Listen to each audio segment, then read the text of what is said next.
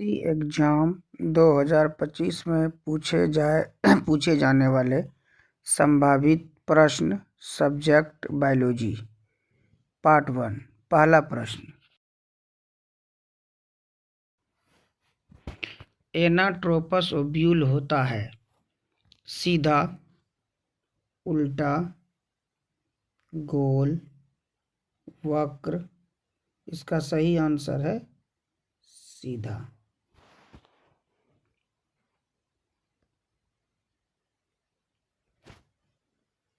इसका सही आंसर सीधा होगा, क्योंकि एनाट्रोपस ओव्यूल जो होता है वो सीधा होता है।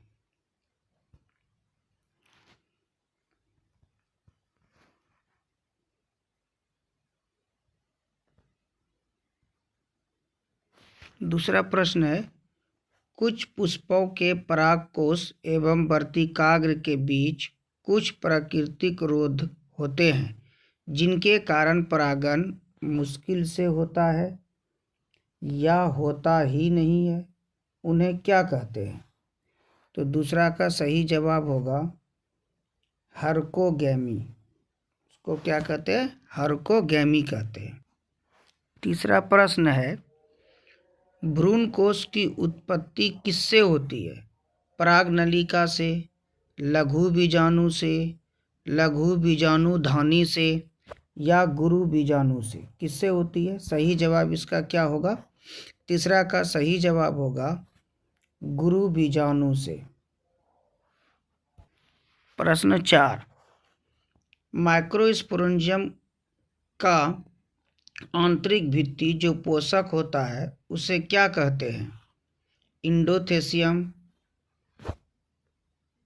या उसको इंटाइन कहते हैं, या टेपिटम कहते हैं, या मध्य अस्तर कहते हैं। चौथा का सही जवाब क्या होगा? सबसे क्या कहता है? सबसे आंतरिक होता है, तो टेपिटम क्या होगा? टेपिटम होगा सही उत्तर। पांचवा प्रश्न है, सेमल में किसके द्वारा परागण होता है? पहला है चमगादड़ द्वारा, दूसरा है पक्षी द्वारा, तीसरा है जल द्वारा, चौथा है वायु द्वारा। इसका सही उत्तर होगा चमगादड़ द्वारा। 6 नंबर प्रश्न है, इनमें कौन डिप्लॉइड है, जिसको हिंदी में हम लोग क्या कहते हैं? द्विगुणित भी कहते हैं। जैसे पहला नंबर है इसका आंसर अंड कोशिका, दूसरा है सहायक कोशिका, तीसरा है द्वितीय केंद्रक और चौथा है एंटीपोडल सेल। इसका सही आंसर क्या होगा? सही आंसर होगा इसका द्वितीय केंद्रक, क्योंकि इसमें क्या होता है, 2 पोलर न्यूक्लिया होता है।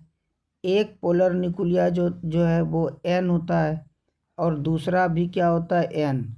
दोनों फ्यूजन करेगा तो क्या हो जाएगा? 2n। तो ये हो गया आपका द्वितीय केंद्रक। ठीक है। 7वां प्रश्न है, बीजांड काय में पाई जाने वाली रचना जो स्पोरोफाइट की अंतिम अवस्था होती है उसे क्या कहते हैं? पहला है मेगा स्पोर मदर सेल, दूसरा है माइक्रोस्पोर मदर सेल, तीसरा है सिनर्जीड सेल और चौथा है नन ऑफ दीज, यानी इनमें से कोई नहीं। तो 7 नंबर प्रश्न का आंसर जो होगा वो होगा megaspore mother cell. 8 number प्रश्न है, पोरोगेमी, ये थोड़ा गलत हो गया है, पोरोगेमी में पराग नलिका किस होकर भ्रूण कोश तक पहुंचता है? तो 8 का आंसर क्या होगा? इसका आंसर होगा माइक्रोपाइल। सही जवाब इसका है माइक्रोपाइल। प्रश्न संख्या 9, आवृत बीजी पौधे में बीज के निर्माण के समय द्वितीय केंद्रक परिवर्तित हो जाता है। तो 9 का आंसर क्या होना चाहिए? पहला है भ्रूण, दूसरा है भ्रूणकोश और तीसरा है बीजपत्र यानी कोटिलेडन और चौथा है बीज चोल। आवृत बीजी पौधे को हम लोग क्या कहते हैं भाई, एंजियोस्पर्म भी कहते हैं। बीज के निर्माण के समय कहता है द्वितीय केंद्रक यानी कि सेकेंडरी न्यूक्लियस, जो सेकेंडरी न्यूक्लियस होता है, ये जो सेकेंडरी न्यूक्लियस है द्वितीय केंद्रक परिवर्तित हो जाता है किसमें, कॉटिलेडन्स में, एरिल में, इम्ब्रियोसाइक में या और किसी चीज में। कॉटिलेड आवृत बीजी पौधे में बीज के निर्माण के समय द्वितीय केंद्रक क्या बनाती है, भ्रूणपोष बनाती है। भ्रूणपोष, इनमें से कोई भी आंसर नहीं है। भ्रूणपोष, इसका सही आंसर हम दे देते हैं। इसका सही आंसर होगा ई नंबर में इंडोस्पर्म। इंडोस्पर्म,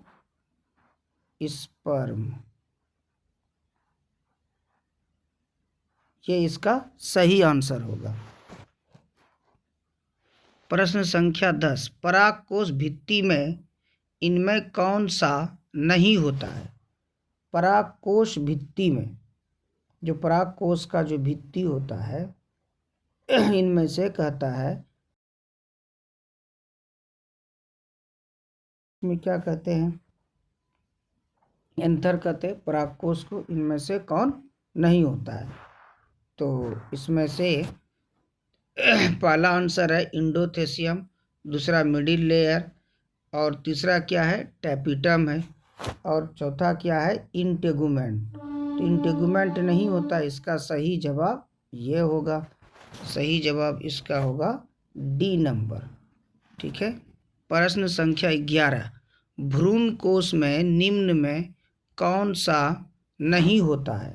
भ्रूण कोश में देखिए, इम्ब्रियोसैक में एग अपरेटस तो होता है, पोलर न्यूक्लियाई भी होता है, मेगा स्पोरोजिनेसिस सेल, एंटीपोडल सेल जो होता है वो नहीं होता है। तो यहाँ आंसर क्या बोल रहा है, जो नहीं होता है, तो इसका मतलब ये नहीं होता है।